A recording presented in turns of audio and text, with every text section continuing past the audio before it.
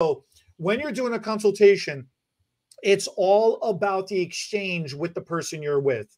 And it becomes very, very psychological. The thing about when, as it pertains to us, when you have your client, especially sitting in your chair, we have to back up. It's not a matter of this. Okay. Is it a matter of discovering what they want? Is that really what the consultation is about? Discovering what they want done to their hair? What is your opinion on that before I say my say? I'm going to have to tear that apart a little bit on you. Yeah.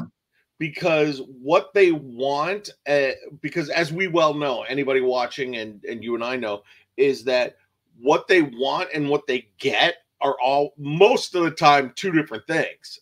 But I think that finding out their wants, and then part of it is also finding out their needs. And that's a big difference. Want and need, right? Why are they in the chair? Why are they in the chair? Okay, sure. I'll give you a for instance. This morning, 5:30 this morning, and I get a text message from a client with this picture. Hey, I'm coming in at 12:30 and I'm really thinking about this color. Or hey, I was, you get a quick message. Hey, I was thinking about, what do you think about extensions?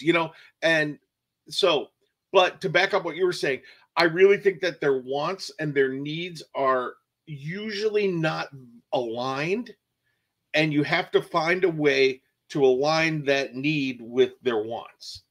Does that make sense? Absolutely. Now you can have your say. When it's chasing after the why really is the most important thing. The needs. What does the client need? And why do they need it?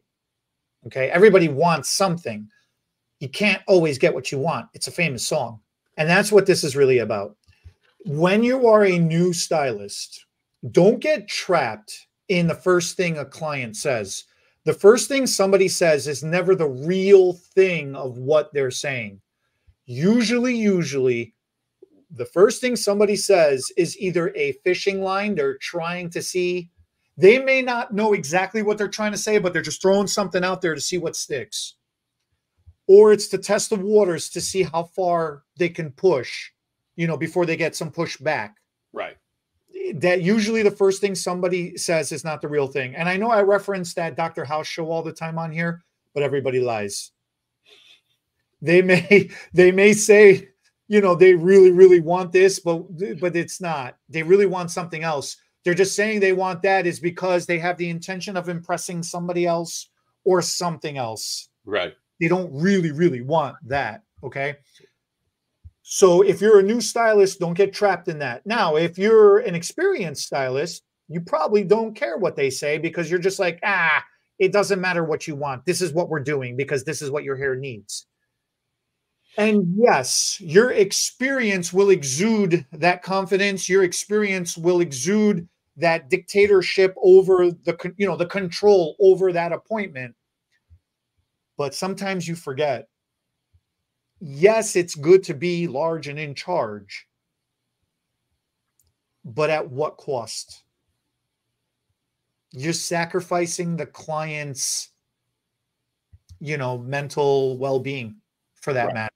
Right. You're browbeating them into submission without even realizing that you're doing it. Right. So that also plays against us when we're so experienced, when we've been in the business for so long that we just completely discount anything the client says. Our clients are more sensitive than we realize. They may not show it outwardly, but internally it's a struggle. Okay.